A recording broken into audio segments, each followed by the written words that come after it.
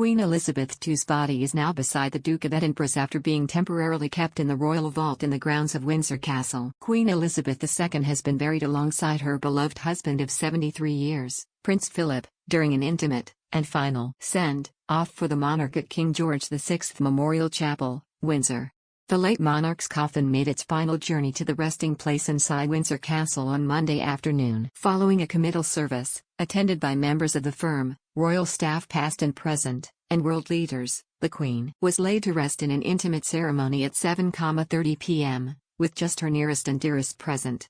To conclude the committal service, the late monarch's coffin was lowered into the royal vault, where the Duke of Edinburgh was laid to rest during his funeral on April 17. While the Queen's coffin was lowered into the vault, the Dean of Windsor said a psalm before the Garter King of the Arms pronounced the styles and titles of the Queen.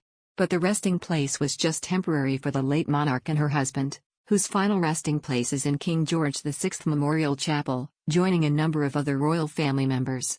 The Queen was buried together with the Duke of Edinburgh at the King George VI Memorial Chapel, an announcement on the royal family's official website said.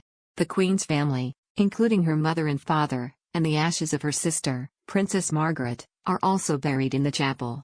The royals' final resting place makes up part of St. George's Chapel inside the grounds of Windsor Castle.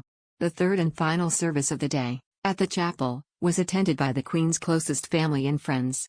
Although the chapel is closed for the private ceremony, ordinarily it is open to the public, meaning members of the public can visit the Queen's final resting place to pay their respects. Following her burial at the chapel, Prince Philip's coffin is set to be moved from the royal vault to his final resting place, next to his beloved wife.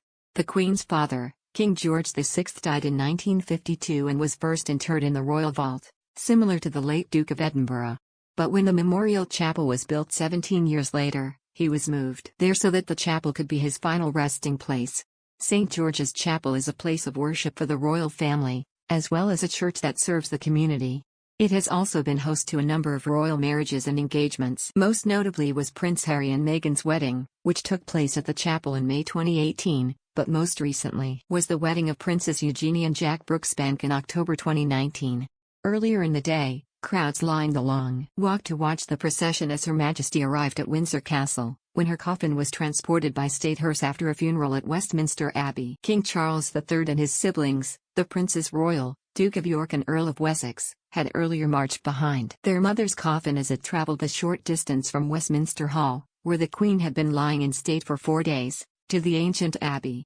After a long and heartfelt day celebrating the life of Britain's longest reigning monarch, her closest family and friends said their final goodbyes at the intimate and private service at St. George's Chapel on Monday evening.